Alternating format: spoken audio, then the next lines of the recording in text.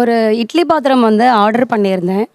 Actually கூகுளில் பார்த்துட்டே இருக்கிறப்போ ஒரு 329க்கு 1200 வர்த் உள்ள வெசல் அது. நம்பர் எடுத்து பேசினப்போ ஒரு நார்த் இந்தியன் வாலா பேசினாங்க. உங்களோட ஆர்டர் பிளாக் பண்ணிடுச்சு, நாங்கள் ரீஃபண்ட் பண்ணிடுறோம் அப்படின்னு சொல்லிட்டாங்க. மறுபடியும் அகைன் கால் பண்ணி கேட்டாங்க, இல்லை ரீஃபண்ட் பண்ணுறதுக்கு உங்களோட டீட்டெயில்ஸ் வேணும்னாங்க. நான் சொல்கிறேன், ஒய் ஷுட் ஐ டெல், நான் எதுக்குமே கொடுக்க மாட்டேன், அதனால் நான் எதுவுமே கொடுக்க மாட்டேன் அப்படின்ட்டு. அகைன் அண்ட் அகைன் கால் பண்ணி கேட்டாங்க. அது கூட நான் கொடுக்க மாட்டேன்னொடனே சரி நான் ஒரு பிடிஎஃப் அனுப்புகிறேன். இம்மீடியட்டாக வாட்ஸ்அப் க்ரியேட் பண்ணிட்டாங்க, பிடிஎஃப் அனுப்பிட்டாங்க. அதை நீங்கள் டச் பண்ணிங்கன்னா போகிறோம், உங்களுக்கு ரீஃபண்ட் வந்துடும் அப்படின்னு சொல்லிட்டாங்க. நானும் அதை டச் பண்ணிட்டேன். அவங்க என்னோடய ஃபோனே ஆக்ட் பண்ணியிருக்காங்க. அவங்க 64,890 எடுத்துட்டாங்க சார். நம்ம தேடுற பொருளை வச்சே ஒரு ஸ்கேம் நடக்குது சார். இன்றைக்கி நான் வந்து ஒரு நாள் வந்து ஷூ பற்றி தேடினே இருக்கேன். மறுநாள் எனக்கு ஒரு கால் வருது. என்னோடய கிரெடிட் கார்டு டீட்டெயில்ஸ் எல்லாத்தையுமே சொல்கிறானுங்க. க்ளீனாக சொல்லிவிட்டு இதுமாரி உங்களுக்கு வந்து இந்த வவுச்சர் மூலயமா இந்த நைக் ஷூ வந்து நாங்கள் வந்து கொடுக்க போகிறோம் அப்படின்னு சொல்லிட்டு சொல்கிறாங்க. So you'll be getting OTP sir. OTP வந்தோடனே நீங்கள் வந்து நாங்கள் வந்து டெலிவரி பண்ணுறோம். இந்த ஓடிபி வந்து ஃபுல் அண்ட் ஃபுல் இந்த நைக் ஷூ, இந்த நைக் இதுக்காக மட்டும்தான். It is not belongs to credit கார்டுனா. சரி, நான் வந்து ரொம்ப கொஞ்சம் யோசிச்சு தான் பண்ணுவேன். என்னையே ஒரு நிமிஷம் ஏமாற்றி 25,000 ரூபாய் எடுத்துட்டாங்க. எப்படி 25,000 வாங்க முடியும்? அந்த ஓடிபி வந்து ஷூக்கு உண்டான ஓடிபின்னு நினச்சி கொடுத்துட்டேன் நான். அந்த பேச்சு வந்து அவ்வளோ இதுவாக பேசுகிறாங்க. கேபில் போயினே இருங்க, கால் பேசுகிறேன், இப்படி ஓடிபி அது ஓடிபி கொடுத்து அடுத்த நிமிஷம் 25,000 ரூபா காலி. நான் வந்து வீட்லேயே ஹோம் குக் கேட்ரிங்னு சொல்லி பிராமின் ஹோம் குக்கிங் சொல்லி ஒன்று பண்ணிட்டு இருக்கேன். அதுக்காக மொத்தமாக அந்த மிளகா பர்ச்சேஸ் பண்ணலான்னு சொல்லிட்டு வீட்டில் தான் நான் போடுவேன் ரெகுலராகவே. இந்த வாட்ஸ்அப்புக்கு வாங்கன்னு சொல்லி நம்பர் வந்துச்சு. நம்ம வாட்ஸ்அப்பில் போகும்போது அவன் கேட்லாக்லாம் காமிச்சான், இந்த ரேட்டு தான் வருதுன்னு சொன்னேன். நீங்கள் நம்ம ஊரில் தஞ்சாவூரில் 450 ரூபா வாங்குறானேன்னு சொல்லிட்டு இவன் வெறும் 100 150 தான் போட்டிருந்தான். சரி நானும் சரின்னு சொல்லிட்டு பல்காக எடுத்துருவோன்னு சொல்லிட்டு ஒரு பேக், பெரிய பேக்காகவே 4 பேக் எடுப்போன்னு சொல்லிட்டு மொத்தமாக ஆர்டர் போட்டேன். மொத்தமாக ஆர்டர் போடுவோம். அவன் என்ன சொல்லிட்டான், நீங்கள் பணம் அனுப்புங்க, 2500 அனுப்புங்க. நான் ஃபஸ்ட்டு நானும் ஏதோ ஒரு டென்ஷனில் அனுப்பிட்டேன்.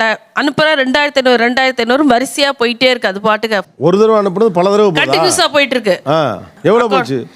இப்போ நெருக்கி ஒரு 18,000க்கு மேலேயே போயிடுச்சு. அதில் இருந்ததே அவ்வளவுதான். சேர்த்து வச்ச காசு மொத்தமாக போயிடுச்சு. இ-காமர்ஸ் அப்படின்னு சொல்லுவாங்க. எவ்வளோ பணம் ஏமாந்தீங்க சார்? மொத்தமாக 5 லட்சம் சார். 5 லட்ச ரூபா. என்னோட ஃப்ரெண்டு வந்து என்கிட்ட சொல்லும் பொழுது நான் வந்து காஸ்டிங் அண்ட் நாட்டிங் இன்ஜினியரிங்காக நான் ஒர்க் பண்ணிகிட்ருக்கேன்.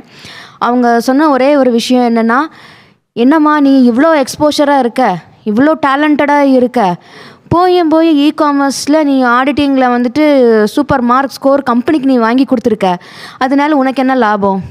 அப்போ வந்து கம்பெனியில் சேலரி வந்து வெறும் 15. சரி. அதே வந்து உனக்கு லைஃப்பில் செட்டில் ஆக முடியுமா? செட்டில் ஆக முடியாது.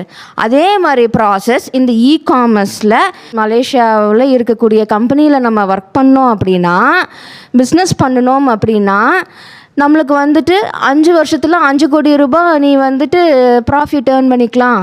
ஒரு ப்ராடக்ட் அப்படின்னா ஒன்று சொல்ல போனான்னா ஒரு டைனிங் செட்டு இது மாதிரி ஏதாவது ஒன்று ப்ராடக்ட்ஸ்ன்னு சொல்லலாம். ஆனால் அந்த இடத்துல வந்துட்டு சில்வர் கிளப் மெம்பர்ஷிப் அப்படின்னு சொல்லிட்டு கேட்குறாங்க. சில்வர் கிளப் மெம்பர்ஷிப் அப்படிங்கிறது வந்துட்டு அது வந்துட்டு ஒரு ப்ராடக்டே கிடையாது. ஆனால் அந்த ப்ராடக்ட்டுக்கு வேல்யூ அப்படின்ட்டு போட்டு நம்ம கொடுத்துட்றாங்க. இப்போ அந்த 5 லட்சத்துக்கு அவங்க வாங்கிக்கிட்டாங்க, அதுக்கு ஒன்றுமே உங்களுக்கு வரல, எதுவுமே ப்ராடக்ட் வரல. அதை ரீச் அவுட் பண்ண ட்ரை பண்ணலையா நீங்கள்? அந்த 7 days and 30 daysக்குள்ளே நம்மளுடைய தாட் எல்லாமே வந்துட்டு அந்த பிஸ்னஸோடைய நெக்ஸ்ட் கட்ட ப்ராசஸ்க்கு மட்டும்தான் நம்மளே வந்து ட்ரெயின் அப் பண்ணி அவங்களோட மைண்ட் செட்குள்ளேயே தான் நம்ம வச்சுருப்பாங்களே ஒழிய நம்மளை வந்து கேள்வி கேட்குறதுக்கு விட மாட்டாங்க. ஆக்சுவலாக இவங்க எப்படி பணத்தை இழந்திருக்காங்க? இது என்ன ஏமாற்றுறது? இல்லை, என்னென்னா அவங்கள லீகலாகவே ஏமாற்றிருக்காங்க. விச் மீன்ஸ் அவங்கள வந்துட்டு 30 நாளுக்குள்ளே நீங்கள் பணம் கொடுங்க, 30 நாளுக்குள்ளே வந்துட்டு இந்த ப்ராடக்ட் நீங்கள் கிளைம் பண்ணிங்கன்னா உங்களுக்கு நாங்கள் பணம் கொடுத்துட்றோம். ஆனால் 30 நாளுக்குள்ளே கிளைம் பண்ணலைன்னா நான் பணம் கொடுக்க மாட்டேன். ப்ராடக்ட் அனுப்பணும். அவங்க என்ன பண்ணியிருக்காங்கன்னா ப்ராடக்ட் அனுப்பிச்சிருக்காங்க. டெக்னிக்கலி என்னன்னா உங்களை நாங்கள் எங்கள் குரூப்னுடைய மெம்பராக சேர்த்துட்டோம், அதுதான் ப்ராடக்ட். அது இவங்களுக்கு புரியறதுக்குள்ளேயே 30 நாள் ஆயிப்போச்சு. இப்போ நீங்கள் லீகலாக கிளைம் பண்ணீங்கன்னா நீங்கள் சைன் பண்ண டாக்குமெண்ட்ஸ் பிரகாரம் அவங்க என்ன சொல்லுவாங்கன்னா, பாருங்கள் நீங்கள் 30 days கிளைம் பண்ணல, இனிமேல் நீங்கள் கிளைம் பண்ண முடியாதுன்னு சொல்லுவாங்க. பட் ஸ்டில் இவங்க வந்துட்டு சைபர் கிரைமில் கேஸுக்கு போகலாம். ஆனால் நம்ம என்ன நினைப்போம், டாக்குமெண்ட்டில் நானே சைன் பண்ணிட்டேன், 5 lakh தான், மேபி சைக்கலாஜிக்கலாக கிராஸ் பண்ணிட்டு இருப்போம். நீங்கள் ஆக்சுவலாக இவர் சொல்கிறது மாதிரி எதுவும் அந்த மாதிரி லீகலாக போகல? லீகலாக போகல அப்படின்னா என்னை ரெஃபர் பண்ணுறவர் வந்து என்னுடைய கொலீக், என்னுடைய ஃப்ரெண்டு. இல்ல இப்ப 5 லட்சம் அவரை நம்பி தானே நீங்க கொடுத்துருக்கீங்க. ஆமா சார். பெரிய பணம் வேற. ஆமா சார். இப்ப நீங்க அவரை பிடிச்சி கேட்கலையா, என்னப்பா உன்னை நம்பி தானே பண்ணினேன் போனேன்னு அவர் என்ன சொல்றாரு? அவர் கேட்டதுக்கு கொஞ்ச நாள் கழித்து நடக்க 2 இயர்ஸ் 3 இயர்ஸ் வரைக்கும் அப்படியே எங்களை ஃபாலோ பண்ண வச்சுட்டே இருந்தாங்க சார். ஈவெண்ட்டுக்கு ட்ரைனிங் கொடுக்கறது. இப்போ அவரை தான் சந்தேகப்படணும். மேபி அவர் ஏஜென்ட்டாகவும் இருக்கலாம், அவரும் வந்துட்டு இதே மாதிரி ஏமாந்துக்கிட்டே இருந்திருக்கலாம். நீங்க போட்ட பணத்துக்கு ஏதாவது ரிட்டர்ன்ஸ் வந்திருக்கா உங்களுக்குன்னு கேட்குறேன். நான் ரெஃபர் பண்ணும்பொழுது வரக்கூடிய அமௌண்ட் வந்துட்டு ஒரு 40,000 50,000 வந்துச்சு சார். அதாவது நீங்க மத்தவங்களை ரெஃபர் பண்ணுவீங்க. பண்ணுனது எங்க அம்மா எங்க அண்ணா தான். அதனால அதுதான் அவங்க இப்போ கேள்வி உங்களுக்கு கேட்க தான் உங்க ஃப்ரெண்டு மாட்டாங்க. தான் ரெஃபர் பண்ணாரு. ஆமா. அது மாதிரி தானே.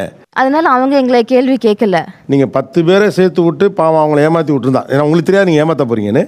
10 பேரை சேர்த்து விட்டா 5 லட்சம் கிடைக்கும். 100 பேரை சேர்த்து விட்டா அதான் நல்லா கிடைக்குமே. அப்ப அதான் கணக்கு. ஆமா. நமக்கு அது தெரியாம நம்ம அது இன்வெஸ்ட் பண்ணியாச்சு.